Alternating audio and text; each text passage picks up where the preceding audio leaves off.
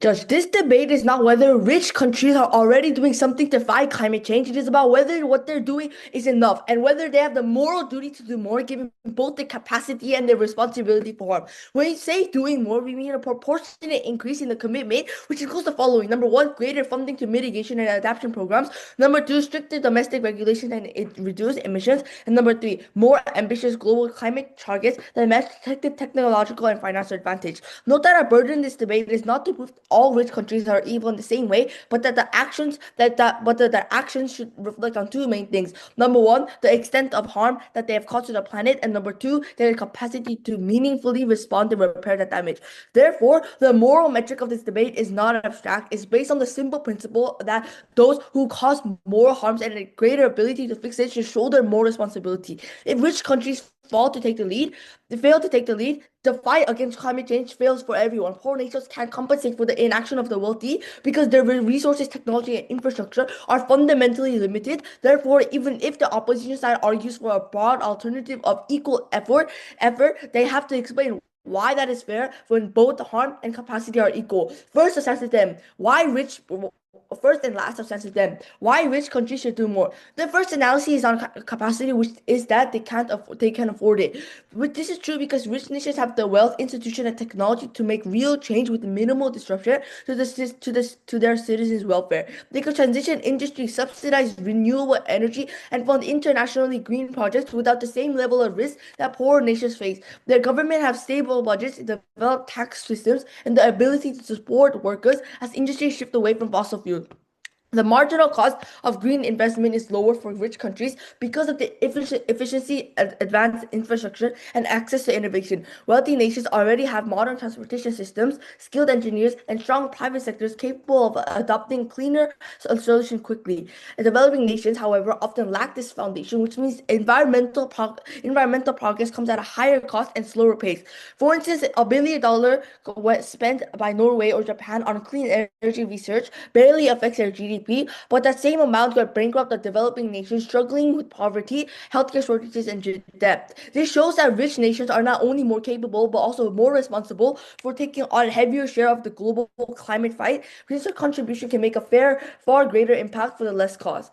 The second analysis is on justice, which is that they harm the most and suffer the least. The prosperity of rich countries was built through centuries of industrialization that relied heavily on fossil fuels, deforestation, and resource extraction from poor religions. Their historical developments filled the atmosphere with carbon emissions while the economies grew stronger and their living standards improved. Today, those emissions are causing floods, droughts, wildfire, and the responsibility should be heavy on the rich countries' shoulder rather than the developing countries. The injustice in structural is long lasting, in which nations externalize environmental damage on the global south through mining, colonial trade systems, and exploitative global markets, right? They took these resources like oil, coal, and timber from developing countries, leaving behind pollution and poverty in them, and while the rich countries' economies thrive. Even now, carbon-intensive industries are outsourced to poorer countries to maintain cheap labor and clean domestic statistics. This means the countries are more responsible for historic and current emissions continue to face these consequences. The comparative of this argument is simple. The status quo is still insufficient despite some progress being made through the Paris Agreement and growing renewable investments. While these initiatives represent a global effort, they remain weak because they rely on voluntary promises instead of strict legal requirements. Wealthy countries are often announce ambiguous goals but fail to meet them, knowing that there are no penalties for falling short. This happened because for the Paris Agreement allows countries to self-set targets and avoid consequences for non-compliance. At the same time, many corporations in rich nations engage in greenwashing using environmental slogans in advertising while continuing to fund oil drilling, plastic production, and deforestation. For this reason, never been proud to propose. Climate change represents an existential threat to humanity, which can only be addressed unless every nation, rich or poor, acts together with equal commitment. Without shared responsibilities, rich and poor countries alike will all burn together, proud to stand on top. Now, some pieces of framing. two clarifications on our side. First, our stance is not that poor countries should pay the same amount of money. Rather, it's that the poor nations share the same moral duty and political responsibility to act, because climate change can only be solved when every nation contributes with equal commitment. Second, while we support poor countries' right to develop, this does not mean that poor countries can continue to pollute without restraint. Rather, poor countries must also pursue sustainable growth and environmental responsibility, because unchecked emissions today would destroy the very foundations of the development poor nations see tomorrow. A few rebuttals then. First, government tells us that since rich countries have more capacity, it is their moral duty to combat climate change more. However, capacity alone doesn't justify burdening rich countries more, since responsibility should also consider historical emissions, fairness, and the fact that climate change affects all nations. Rich countries have hit a ceiling as to how much they can invest in combating climate change, and do not want to help when they, in the status quo, have not been the greatest polluters. Instead, they're China and India that don't adopt clean solutions. Now, moving on to my first argument, poor nations carry an equal responsibility to combat climate change. There are 2 points on this.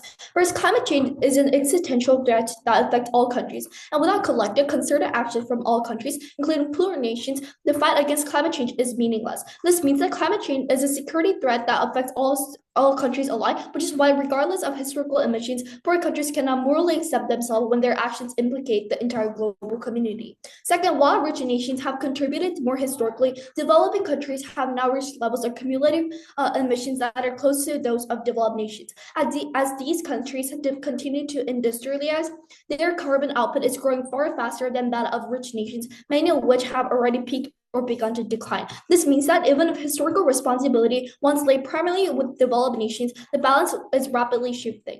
Poor nations now have an equal moral duty to address climate change, because their present and future emissions will determine the planet's survival. Now, but thirdly, moral responsibility is not about who polluted first, but who can make a difference now. Climate change is an ongoing crisis that demands present solutions, not moral bookkeeping of the past.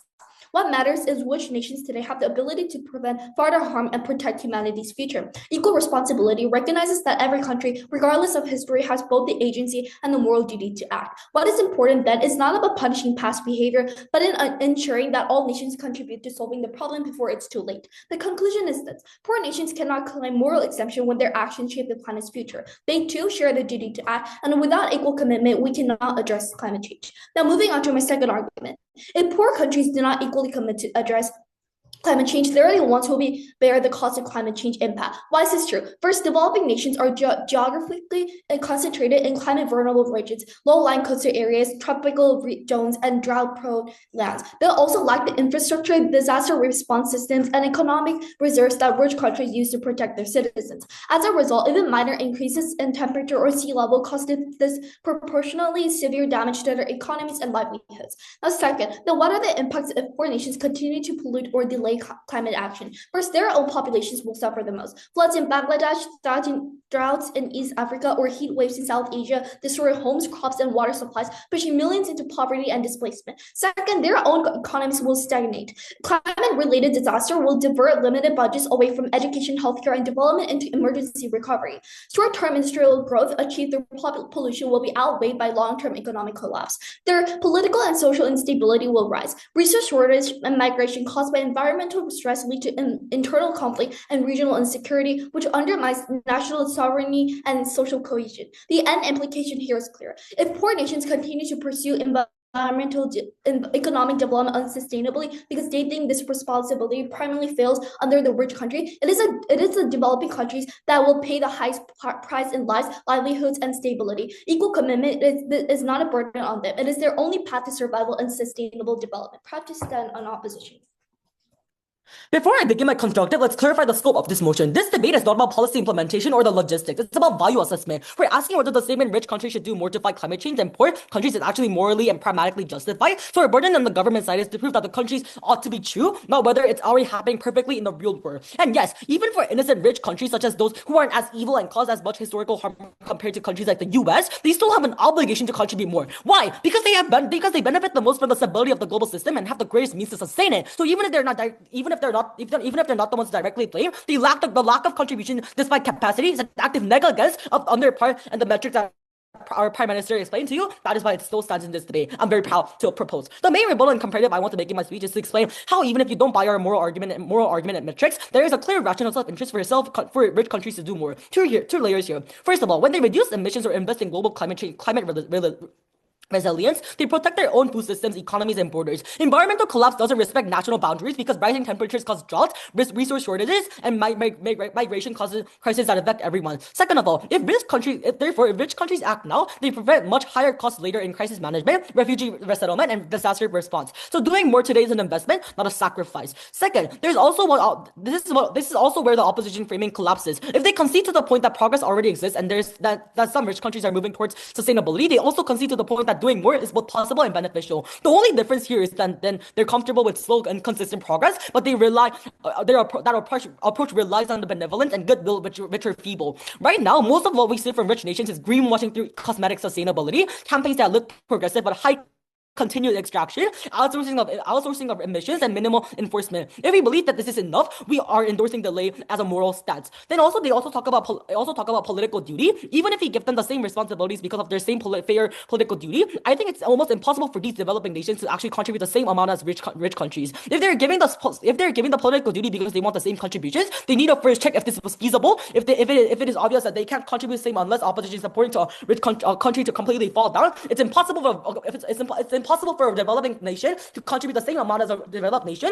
That is why their argument can't just rely on the point that developing countries also accountable unless they're able to mechanize that completely. Second of all, if rich countries are willing to act for climate change and they can actually bring larger change, why would harm consistently happen on developing nations? If they can't prove this, they can't bring the second argument home also. Lastly, they tell you that they tell us in their first argument that both developing nations and developed nations are both accountable. First of all, they concede to the point that rich countries contributed more in the past. We don't see why this is not a reason itself for bigger accountability. Second of all, the reason why developing nations has CO2 emission is because rich corporations from developing nations will put factories there, and that is why rich countries have a larger duty in this debate. Moving on to our final argument then, why doing more creates collective action. The premise of this argument is that when rich countries do more, it doesn't isolate them, but it catalyzes everyone else, co-opting both the benefit and principle the opposition side wants to suggest in their alternative. Three layers here. First of all, the first reason for this is because of the signaling effect that it creates. When wealthy nations commit substantial resources, it creates an international standard of credibility. Poor or growing economies, which often depend on trade and diplomatic ties with rich nations, are incentivized to align with these standards to maintain legitimacy and access to global markets. Second of all, this creates an economic and technological spillover. Richer countries' investment in green technology make those innovations cheaper and more accessible globally.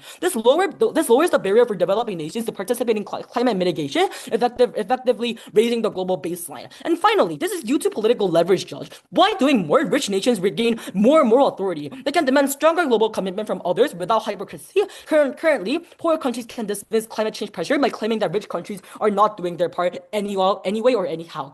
The opposition attempts to frame this debate as an equal burden, but fails to accept the realities of power and influence. If we wait for poor countries to develop before they can meaningfully contribute, climate change will already be irreversible. Please choose a side that can actually create change in a faster and efficient way. I'm therefore proud to propose. Government fails to realize that climate change is not a fight you win by overburdening rich nations and excusing poor ones. It is a battle the world can only win if every country fights together. And even then, victory is uncertain. So while time and unity are already against us, dividing responsibility by wealth only weakens the collective resolve that we need to collectively survive. Before I present my argument on how equal responsibility principle better promotes collective action, a few rebuttals. Firstly, on how they said the rich countries are more responsible. This is their main push. Then a couple layers of response. Firstly, why is this untrue? Poor and rich countries are both responsible, and they should put in the same amount of effort, not the same amount of money, because developing countries are less rich and they do not have the same capacity as rich countries. If we don't do this, we're screwed, because in the status quo, many of the developing countries are the ones who are emitting more. For example, China and India, because they have a lot of developmental infrastructure that costs less money, and we don't put any accountability on them in the status quo. Second, rich countries are not willing to do more because developing countries aren't even putting in the same amount of effort to fight climate change. For example, China and India keeping emitting, right? So then if everyone doesn't try, that means we are screwed. This is the same reason why in the Paris Agreement, rich countries aren't putting in that 100 billion, because the developing countries aren't putting in the same amount of effort. Note that this is about effort, not about how much money you put in. Then thirdly, why is this completely untrue? We are at a point now that rich countries have hit a ceiling in what they can do for climate change, and developing countries keep polluting the world without stopping, and we can only stop climate change by having developing countries countries put in the same amount of effort. Then let's accept everything they say is true and bite the bullet. Why is this not important at all? Climate change is a very problematic issue in the status quo. And if developing countries keep emitting and keep polluting and don't put in equal effort, there cannot be a clear fight to climate change, and millions of people will continue to suffer, and our world will be screwed. And the comparative is that on their side, it may seem like it's more fair and for developed and rich countries to put in more, but that's not it may seem like it's the noble thing to do. But on our side, we give equal effort so that billions of people do not suffer from climate change, millions of lives in the long term. No, thank you. Then their rebuttal on their point on like historical responsibility. This is not true. Why? Well, and why is this? China and India emit more in the status quo right now. So we need to make all countries, developing or not, to help. Secondly, this is not true because rich countries have already paid their price when they solely do all of the work to fight for climate change. In the status quo, developing countries must help now instead of keep emitting. Keep emitting. Then even if we accept everything they say is true, why is this not important? This is a global problem, and if the developing countries do not do the same and put in the same amount of effort, this world is screwed because again, the poor countries are the ones who are emitting far more. Then their rebuttal on a rebuttal on their point on like collective action and things like that. Not true. Why is this? It's not happening in like the status quo right now. No one's actually putting in equal effort. And if we are to do collective action, we need rich and developing countries to do the same. And this is why rich countries aren't putting in the same amount of effort, because they know that they cannot win if the developing the same effort. Then even if we accept everything they say is true, why is it symmetric? We have countries putting in like the equal amount of work on our side and effort, which means that the rich countries will be incentivized to put more effort as well. Then third argument on the equal responsibility doctrine promotes better collective action. First, unequal burdens fuel climate fatigue in developed nations. Citizens in rich countries already feel that they have sacrificed enough, paying higher taxes, facing higher energy costs, and losing jobs in industries shut down for environmental reasons. Yet they continue to see developing nations expand coal plants, subsidizing fossil fuels, and increasing emissions. This creates a perception that their efforts are being undermined by others' inaction. What is the impact of this? The impact is that public trust in climate policy collapses. When people no longer believe that their sacrifices matter, they elect politicians who weaken or abandon green commitments, from the rollback of carbon taxes in France to the resurgence of climate skepticism in the US. Without domestic support in rich countries, global climate action stalls entirely. Then second, how does the equal responsibility doctrine rebuild cooperation instead of resentment? When all nations share the same moral duty, cooperation feels fair. Rich nations remain willing to fund international climate efforts because they know others are contributing as well. Equal duty then turns in climate change from a blame game to a joint mission to address climate change altogether. Then why is this important? It is important because only an equal responsibility framework can preserve the unity and trust needed for effective global climate action. Government stance at best will make a moral appeal to guilt, but they fail to prove how blaming rich nations alone leads to real cooperation or tangible results. For these reasons, so proud to stand alongside opposition.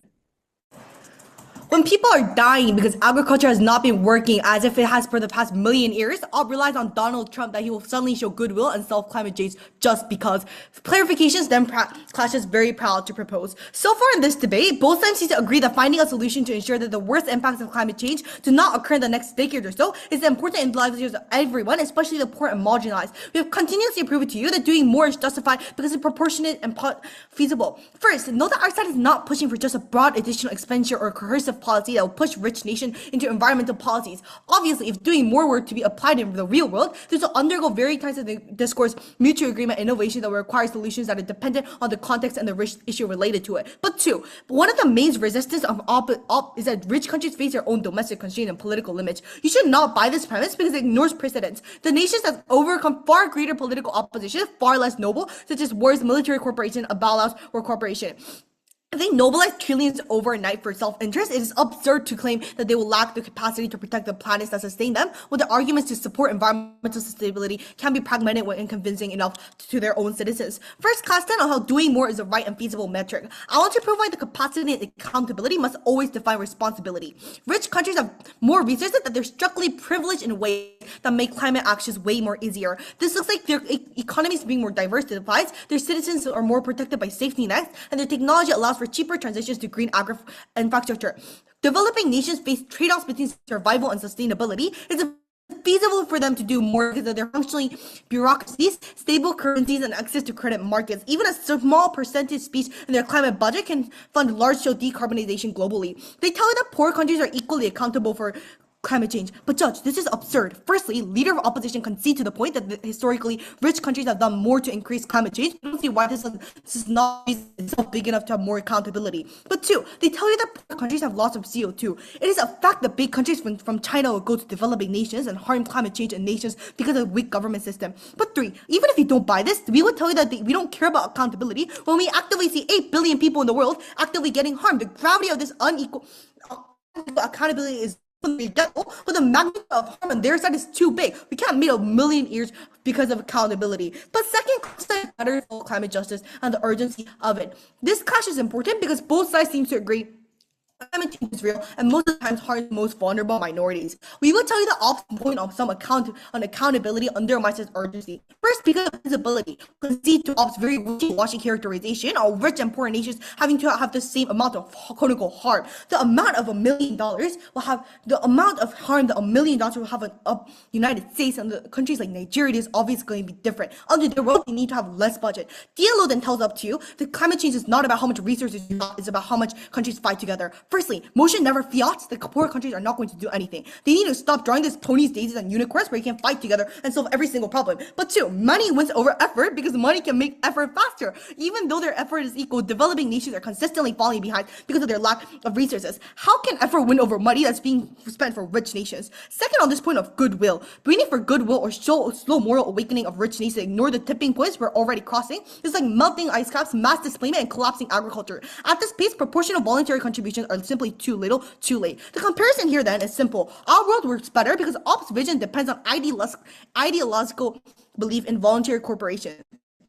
Ours, on the other hand, relies on clear and measurable standards. Arguing over who is more responsible based on current emissions or historical actions will always lead to endless disputes. That's why our side grounds the debate in capacity, a concrete objective metric introduced from the very start of Ben's speech. Even if OP claims that there are standards that are fair, they never show how those can be applied consistently. In reality, billionaires or multinational corporation already recognize the crisis and understand that meaningful action will cost them very little, yet their greed and reluctance to sacrifice convenience has stalled real progress. While DLO said we're screwed, yes, we agree on this. This is the reason we need to make rich countries to take responsibilities on this climate change matter. Very proud to stand on opposition.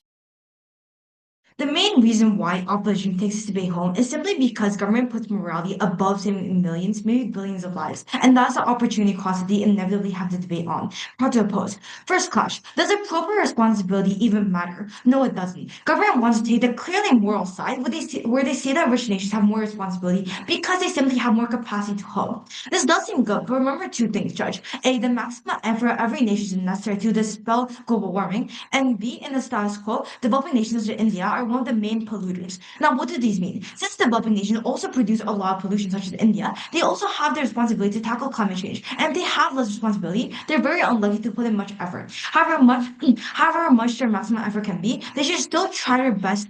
They should still try their best to solve this. The reason why I mentioned that everyone should try their best is because climate change has accelerated in these past years, and it's almost irreversible at this point. But second of all, it's because these developing nations are on the rise, and because they're constantly developing, they create a lot of emissions. Unless everyone tries, we're unable to stop this from becoming irreversible completely. The comparative here is that their side has the rich do more and they still can't stop climate change. However, our world tries to put in equal amounts of effort, and this may seem unfair on the surface, and the government may point out that, oh, it's unfair for them that poor countries should be able to develop and like they have less responsibility, but we're still able to prevent millions from dying. I don't think responsibility matters when we're talking about life or death. When we're talking about sea levels rising, these people losing their homes, losing like all the things of their life, I don't think it matters when if like people have more responsibility or etc. I don't know what government forgets is that morality doesn't matter when it comes to life or death. And government can't just say that, oh, developing nations can't pay as much or like help as much as rich nations. Because remember that our counterfactual is to have the same proportionality efforts that they fail to attack. Then moving on to the second clash, which is better collective action and why does this even matter? The latter part of this clash is pretty straightforward since both sides do admit that collective action matters, and it is important. But the former part on better collective action is pretty convoluted.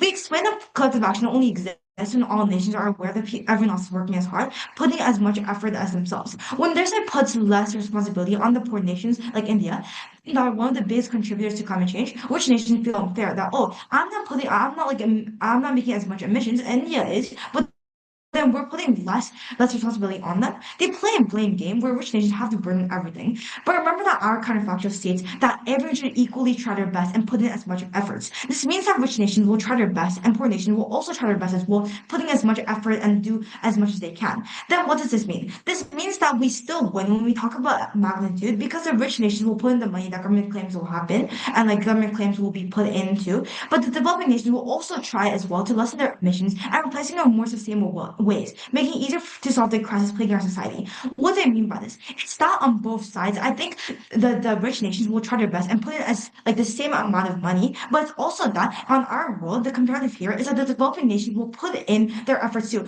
try to lessen emissions, try to like develop sustainably. But whereas their world, they don't really try. They don't even like really care to try, and the developing nation won't put in as much effort. Whereas ours has more effort, making it easier to solve climate change. Maybe and even if we do concede the fact that maybe they have more money, maybe they do put in more money, we actually lessen this and we actually make sustainable changes because we explain that India is one of the main contributors, and if they lessen this and if India actually sustainably develops, it's going to be so much better and so much easier to solve the emissions even with less money. We don't rely on Donald Trump to just solve climate change, unlike what the government whip states. We rely on everyone trying their best, as we say in our counterfactual. One thing to note, Josh, is that they don't attack our counterfactual, which means that our counterfactual still is alive and still stands until the opposition win. And we prove how the counterfactual helps us and how it's able to benefit society and benefit this world and able to making climate change less more like attainable to combat. Thank you very much.